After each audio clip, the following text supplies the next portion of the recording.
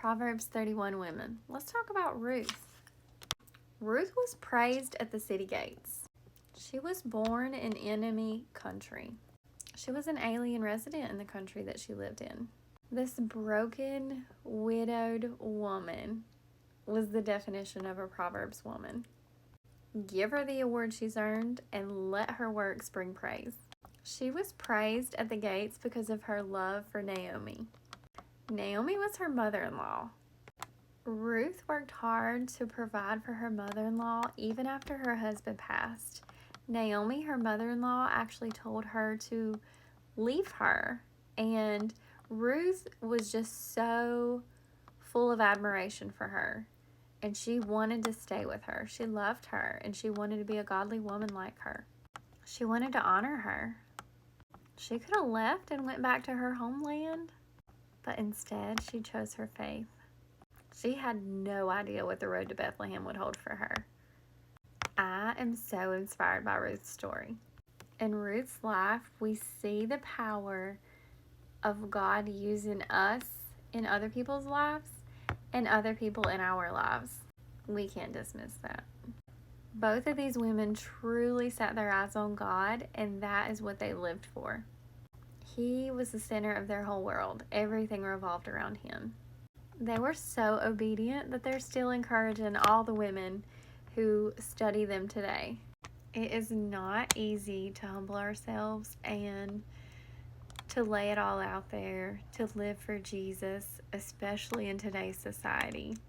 People reject us, so sometimes I think that we fear that Jesus will reject us, but he loves us right where we are. Just like Boaz. Boaz was a respected Jew, and he decided to marry Ruth, who was a widow and an alien. So this would be sort of like an interracial, this would be an interracial relationship, which was very frowned upon back then, especially with Jews. They did not associate with Gentiles or anybody of other races. Boaz accepted Ruth just like Christ does us. Ruth and Naomi had such a strong relationship, especially for the mother-in-law to have said to Ruth, "Go on, just leave me. I'll be okay by myself. I want you to worry about yourself. Don't take care of me. Don't feel sorry for me. Don't stay with me. Go find love."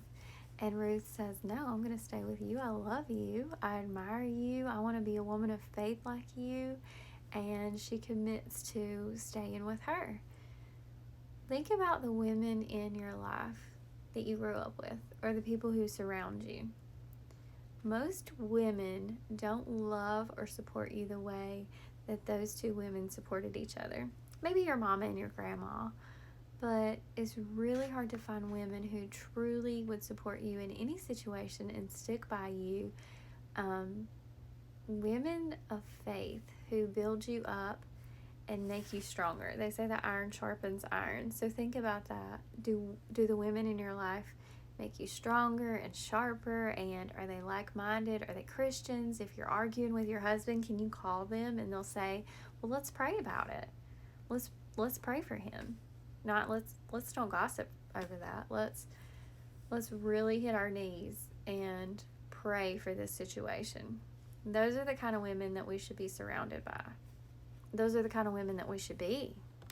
And I'm preaching to myself too. And sometimes strong women just they don't really embrace us. Some of us don't have women that really embrace us. Like, my grandma's gone, my mom's gone. None of my aunts are around. I don't have any women in my life that really embrace me like that. I don't have relationships like that. And I wish I did. But this gives me such a desire to surround myself with strong women who are going to support me and that I can support. I want to be a role model for my girls. I want to be a role model for other women. I want to be someone who supports other women. So back in those days, and even now, I guess, you would wear clothes when you were in mourning. And Naomi told Ruth to go change her clothes, wash her hair, get herself together. Out of love, her mother-in-law told her, come out of mourning. You need to find you a man. You need to move on with your life. We all could use a Naomi in our life. to tell us when to pick ourselves up, get it back together, give us some encouragement, help us through the times of mourning, the times that we're sad, the times that we're depressed. I don't think it's a coincidence that Ruth is next in the Bible after Proverbs.